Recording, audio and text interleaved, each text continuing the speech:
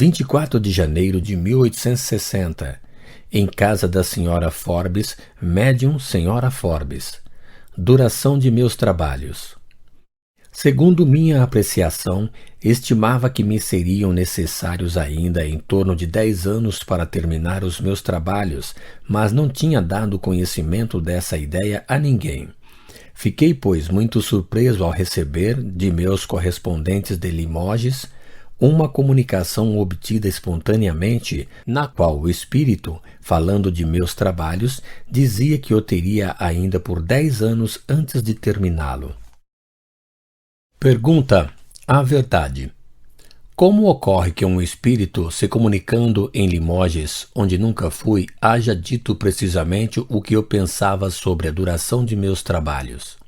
Resposta: sabemos o que te resta a fazer e, consequentemente, o tempo aproximado que te é necessário para acabá-lo. É, pois, muito natural que os espíritos hajam dito em Limoges e Alhures para dar ideia da importância da coisa e o trabalho que ela exige. No entanto, o prazo de 10 anos não é absoluto. Pode ser prolongado em alguns anos por circunstâncias imprevistas e independentes de tua vontade. Nota: escrita em dezembro de 1866. Publiquei 4 volumes de fundo para falar de coisas acessórias. Os espíritos me prensam para publicar a Gênese em 1867, antes das perturbações. Durante o período de grande perturbação, deverei trabalhar nos livros complementares da doutrina, que não poderão aparecer senão depois da grande tormenta, e para os quais me são necessários de 3 a 4 anos. Isso nos leva o mais cedo, em 1870, quer dizer, em torno de 10 anos. 28 de janeiro de 1860, em casa do senhor Solicon, médium senhorita Solicon. Acontecimentos: papado. Pergunta ao espírito CH. Fostes embaixador em Roma e, naquele tempo, predissestes a queda do governo papal. Que pensais hoje a esse respeito? Resposta: creio que se aproxima o tempo em que a minha profecia vai se cumprir. Mas isso não será sem tumultos. Tudo se complica. As paixões se esquentam e de uma coisa que se poderia fazer sem comoção, tomam-na de tal modo que toda a cristandade será com ela abalada. Pergunta: poderíeis nos dizer a vossa opinião sobre o poder temporal do Papa? Resposta: penso que o poder temporal do Papa não é necessário para a sua grandeza nem para o seu poder moral. Ao contrário, menos súditos terá, mas será venenado. Aquele que é o representante de Deus sobre a terra está colocado bem alto para não ter necessidade do relevo do seu poder terrestre. A terra a dirigir espiritualmente, eis a missão do Pai dos cristãos. Pergunta: pensais que o Papa e o Sacro Colégio, melhor esclarecidos, não façam o necessário para evitar o cisma e a guerra intestina, não fosse ela senão moral? Resposta: não o creio. Todos esses homens são teimosos, ignorantes, habituados a todos os gozos profanos. Têm necessidade do dinheiro para satisfazê-los e têm medo de que a nova ordem de coisas não lhes deixe o bastante. Também eles levam tudo ao extremo, pouco se inquietando com o que acontecerá, sendo muito cegos para compreenderem a consequência de sua maneira de agir. Pergunta: nesse conflito não há a temer que a infeliz Itália sucumba e não seja reconduzida sobre o cetro da Áustria?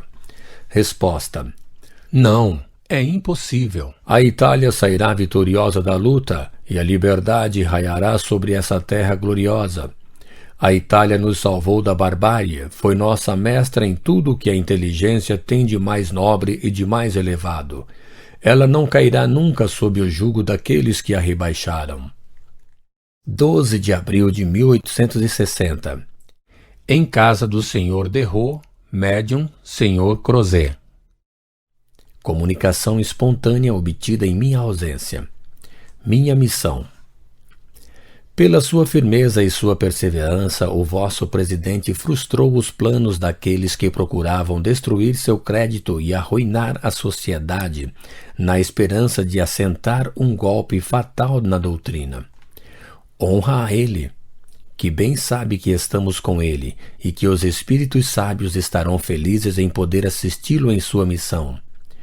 Quantos há que gostariam de cumprir parte dessa missão, porque receberiam a parte dos benefícios que ela causa?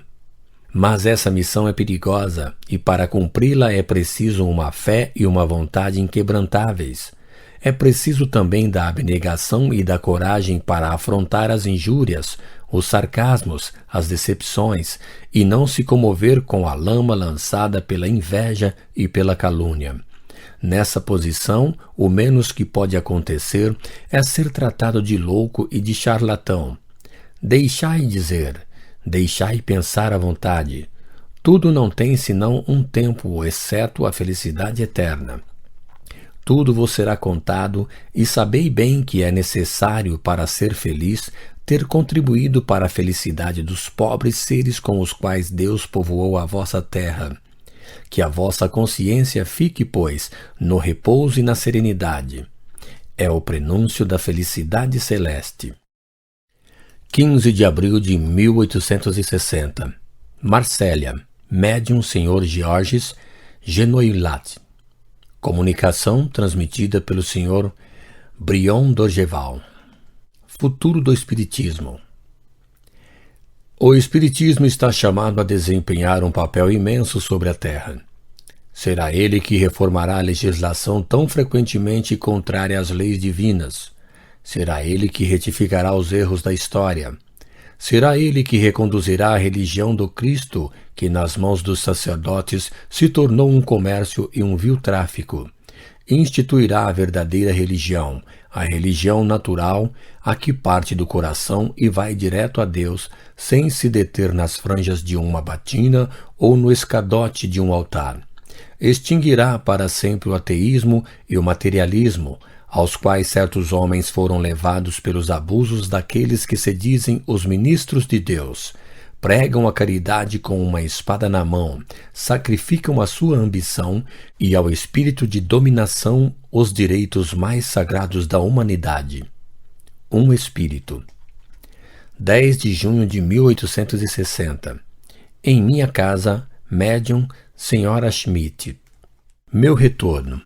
Pergunta à verdade. Acabo de receber uma carta de Marsella, na qual se me diz que, num seminário dessa cidade, se ocupou seriamente do estudo do Espiritismo e de O Livro dos Espíritos. O que é preciso disso augurar?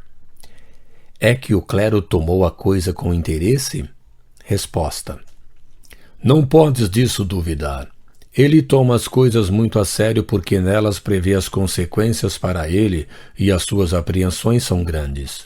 O clero, sobretudo a parte esclarecida do clero, estuda o Espiritismo mais do que não o crês, mas não pensa que seja por simpatia. Ao contrário, nisso procura os meios para combatê-lo e assegura-te que lhe fará uma rude guerra.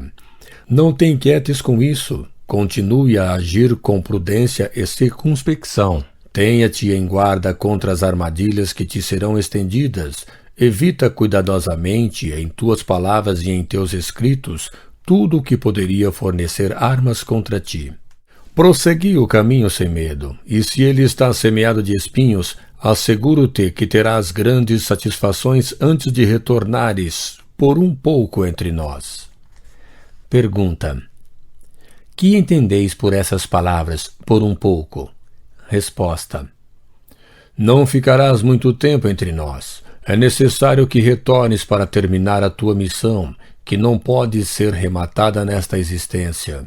Se isso fosse possível, não te irias daí de modo algum, mas é preciso suportar a lei da natureza. Estarás ausente durante alguns anos, e quando voltares, isso será em condições que te permitirão trabalhar cedo. No entanto, há trabalhos que é útil que termines antes de partir. É porque te deixaremos o tempo necessário para acabá-los. Nota. Supondo aproximadamente a duração dos trabalhos que me restam a fazer, e tendo em conta o tempo de minha ausência e os anos da infância e da juventude, até a idade que um homem pode desempenhar um papel no mundo, isso nos leva forçosamente ao fim deste século ou ao começo do outro.